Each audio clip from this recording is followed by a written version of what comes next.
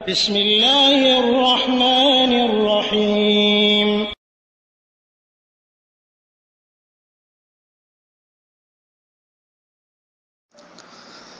আসসালামু আলাইকুম ওয়া রাহমাতুল্লাহি ওয়া বারাকাতুহু।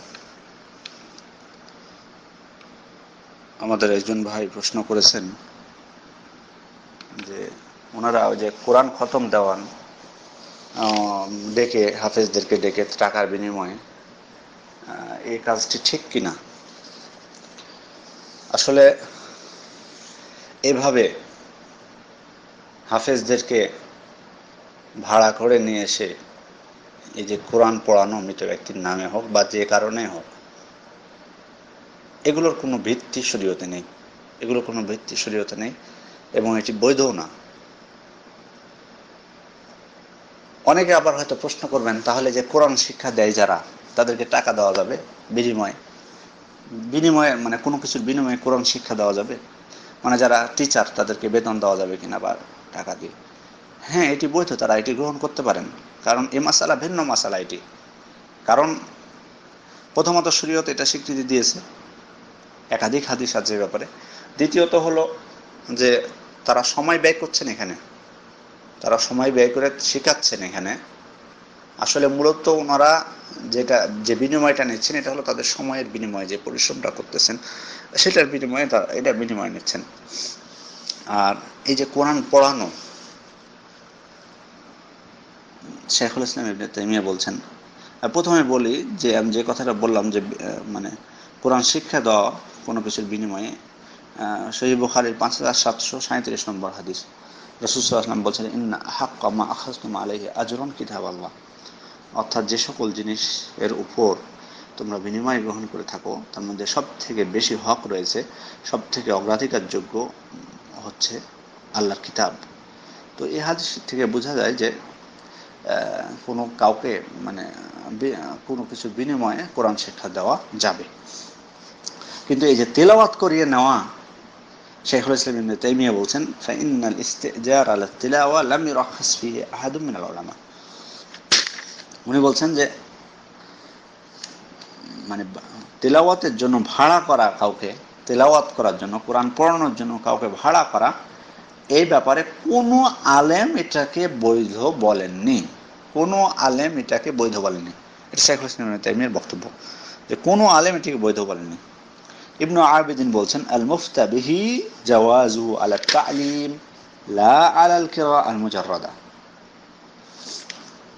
ইবনু আবিদিন বলছেন যে সঠিক কথা হলো, সঠিক ফতোয়া হলো যে বিনিময় গ্রহণ করা যাবে শিক্ষা দেওয়ার বিনিময়ে, কিন্তু শুধুমাত্র কোরআন তেলাওয়াতের বিনিময়ে, তেলাওয়াতের বিনিময়ে বিনিময় নেওয়া যাবে না। সুতরাং আপনার যেমন ওদেরকে ভাড়া করা অবৈধ, তেমনি তাদের এই টাকা নেওয়াও এই তেলাওয়াতের বিনিময়ে এটি অবৈধ।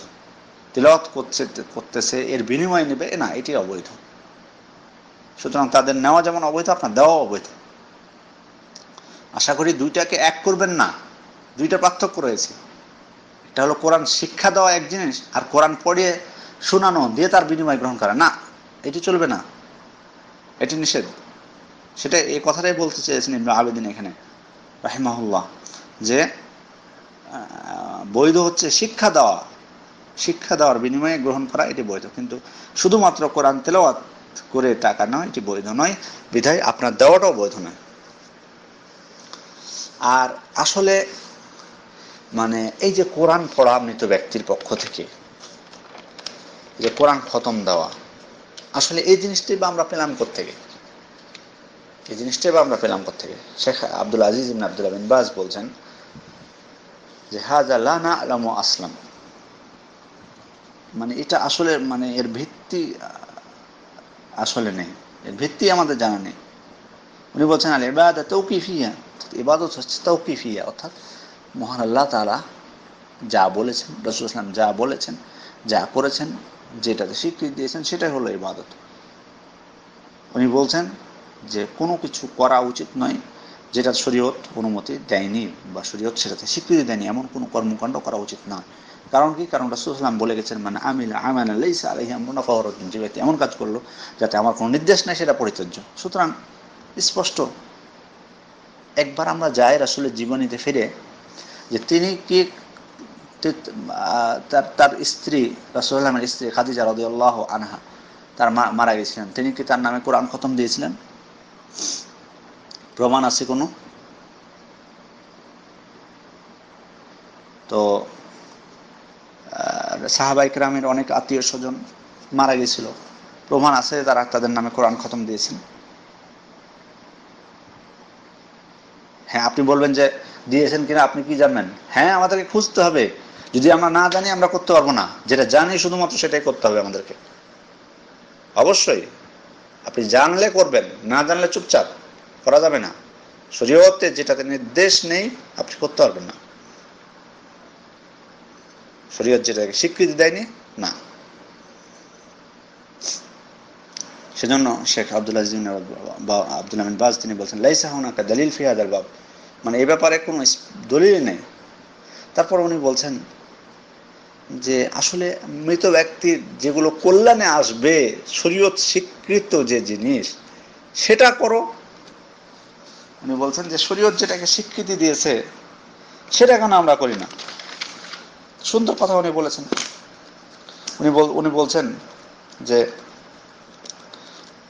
দান করো, মৃত ব্যক্তির পক্ষ থেকে দান করতে হবে।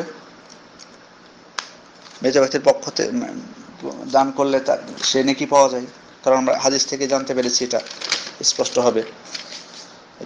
হবে আমরা হাদিস থেকে জানতে পেরেছি যে এক ব্যক্তি রাসূল সাল্লাল্লাহু আলাইহি ওয়াসাল্লামের কাছে আসলেন, এসে বললেন ইয়া রাসূলুল্লাহ ইন্না উম্মি মাতাত, আমার মা মারা গেছে, ওয়ালাম তুসি, তবে কোনো ওসিয়ত করা যায়নি, ও আযুন্নুহা লাউ তাকাল্লামাত লা তাসাদ্দাকাত, কিন্তু আমার ধারণা যে তিনি মারা যাওয়ার আগে যদি কথা বলতে পারতেন তাহলে হয়তো কিছু দান করে যেতেন। তারপর জিজ্ঞেস করছেন আফালাহা আজর ইন তাসাদ্দাকতা আনহা, আমি যদি তার পক্ষ থেকে দান করি তাহলে কি তার নেকি হবে? তখন রাসূল সাল্লাল্লাহু আলাইহি ওয়াসাল্লাম বলেন হ্যাঁ, নেকি হবে। তাহলে এই যে এত সুন্দর পদ্ধতি, মৃত ব্যক্তি মারা গেছে, রাসূল সাল্লাল্লাহু আলাইহি ওয়াসাল্লাম বললেন যে তার পক্ষ থেকে যদি দান সদকা করা হয় তাহলে তার নেকি হবে।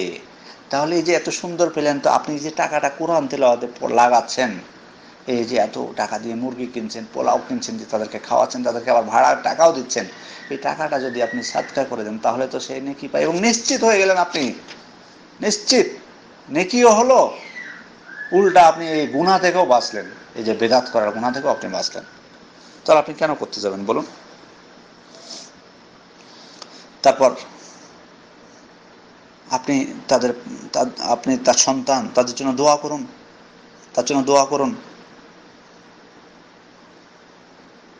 রাসূল সাল্লাল্লাহু আলাইহি ওয়াসাল্লাম বলছেন ইযা মাতা ইবনু আদম ইনকাতা আমালুহু ইল্লা মিন সালাস, সাদাকাতুন জারিয়া আও সাদাকাতিন জারিয়া আও ইলমিন ইনতাফাউ বিহি আও ওয়ালাদিন সালিহ ইয়াদউ লাহু, অর্থাৎ কোন ব্যক্তি মারা গেলে তার সকল আমল বন্ধ হয়ে যায় তিনটা ব্যাপারে। একটা হলো সাদকা জারিয়া, যেমন কেউ মসজিদ মাদ্রাসা বা এই জাতীয় অনেক গড়ে গেছে যেটা নেকি ছেপেতেই থাকবে। তারপরে ইলম, যার দ্বারা মানুষ উপকৃত হয়। আচ্ছা, সৎ সন্তান যে তার জন্য দোয়া করে, আপনি তার জন্য দোয়া করুন। এটা রাসূল সাল্লাল্লাহু আলাইহি ওয়াসাল্লাম স্পষ্ট হয়ে বলে গেছেন, যেটা তার উপকারে আসবে। তাহলে যেটা উপকারে আসবে সেটা আপনি করছেন না, আপনার কি, আপনি দোয়া করতে পারেন না? বলবে দোয়া আমার মুখস্থ নাই। মুখস্থ নাই কেন? মুসলমান হয়েছেন কেন দোয়া মুখস্থ করতে পারেন না? আবার হুজুরদেরকে ডেকে নিয়ে এসে দোয়া করেন। আপনি বাংলায় দোয়া করতে পারেন না আপনার পিতামাতার জন্য? এই যে আমাদের মানে আসলে অজ্ঞতা, এই অজ্ঞতাই কিন্তু আমাদেরকে ধ্বংস করছে। শুধু তাই না, আপনি হয়তো বলবেন যে আমার তো আসলে মানে আমার পিতা তো মারা যায়নি, আমার অন্য আত্মীয় স্বজন মারা গেছে। তো আপনি দোয়া করুন, আত্মীয় স্বজন মারা গেছে, আপনি মুসলিম, আপনার দোয়া কবুল হবে। আর সাধারণ মুসলমানও যদি তার জন্য দোয়া করে সেটিও কাজে লাগবে। মহান আল্লাহ তাআলা সূরা হাশরের 10 নম্বর আয়াতে বলছেন ওয়াল্লাযীনা জাউ মিন বা'দিহিম ইয়াকুলুনা রব্বানা ইগফির লানা ওয়া লিইখওয়ানিনা আল্লাযীনা সাবাকুনা বিল ঈমান, অর্থাৎ যারা তাদের পরে এসেছে তারা বলে হে আমাদের রব, আমাদেরকে ও ঈমানে অগ্রণী আমাদের ভাইদেরকে ক্ষমা করুন, আমাদেরকে এবং ইমানে অগ্রগামী আমাদের ভাইদেরকে ক্ষমা করুন, যারা আমাদের পূর্বে মারা গেছে।